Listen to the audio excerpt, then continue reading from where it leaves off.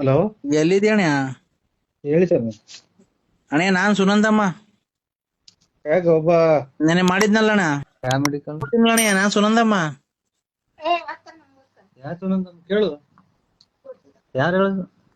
ಇವ್ರ ಮೆಂಬರ್ಸು ನಂದಮ್ಮ. ಹೇಳವ ಯಾರು?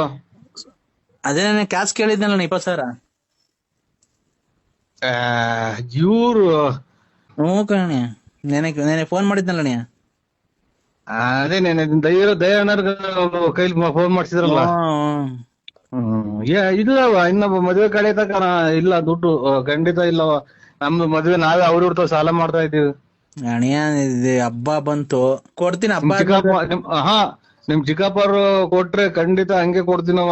ಒಟ್ಟಾಗೆ 25ನೇ ತಾರೀಕು ಕಳೆ ತಕಲು ನಮ್ದು ₹1 ದುಡ್ಡಿಲ್ಲವ. ನಾವೇ ಒಂದು ಅಣ್ಣಯ್ಯ ಅಷ್ಟೊತ್ಕ ಹಬ್ಬನೇ ಮುಗ್ದೋಗತ್ತಲ್ಲ ಅಣ್ಣ. ಏನೋ ಇಲ್ಲ ನಮ್ಮ ನೆಚ್ಕೋಬೇಡ್ರಿ. ಇದನ್ನ ಇವಾಗ ಅಲ್ಲೇ ಇದ್ರು ಇಲ್ಲಿದ್ರು ನೀವು? ಯಾರು ಅವ್ರ ಪಕ್ಕದಾಗ ಯಾರು ಇಲ್ವಣ್ಣ? ಇಲ್ಲ ಕಣವ.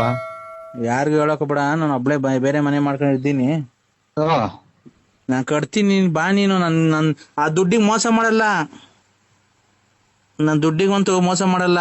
ಅಲ್ಲ ನಿಮ್ ಚಿಕ್ಕಪ್ಪರು ಕೊಡ್ಬೇಕಲ್ಲ. ಹಂಗೇನಾ ಆ ಕಡೆಗೆ ಇಸ್ಕೊಡ್ತೀನಿ. ಒಟ್ನಾಗೆ ನನ್ ಇನ್ನು 25ನೇ ತಾರೀಕಿನ ತಗೊಳು ನಾವೇ ಅವ್ರ ದುಡ್ಡು ಕಾಸು ಕೇಳ್ತಾ ಇದ್ದೇವ. ನಾವು ಸುಳ್ಳೆಳ ನೀನ್ ನೋಡಿದ್ದೆ ನಾನು ಎಂತ ಹೆಂಗ್ಸು ಮದ್ವೆ ಮಾಡಿ ಮಕ್ಳದೆಲ್ಲ ಹೆಂಗ್ ಮಾಡಿದೀನಿ ಗೊತ್ತೈತಲ್ಲ ನಾನು. ನಾವಿವಾಗ ಇಲ್ಲ ಅಂದ್ವನವ ನೀವು. ಅಲ್ಲ ಈಗ ನನ್ ಮನೆಗೆ ನಾನು ಒಬ್ಳೆ ಇರೋದು.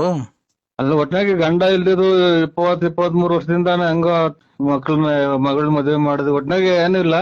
ಈಗ 25ನೇ ತಾರೀಕಿನ ತಗೊಳ್ಳೋ ದುಡ್ಡಿಲ್ಲ ಇದು ಸುನಂದಮ್ಮರ. ಅಲ್ಲ ನಾನೇನ್ ಗೊತ್ತ ಹೇಳ್ತಿರೋದು, ಹಾ ನೀನ್ ಬೇಕಾದ್ರೆ ಮನೆ ಹತ್ರ ಬಾ, ಕೂತ್ಕೊಂಡ್ ಮಾತಾಡೋಣ. ಯಾರು ಇರಲ್ಲ ನಮ್ಮ ಮನೆಗೆ.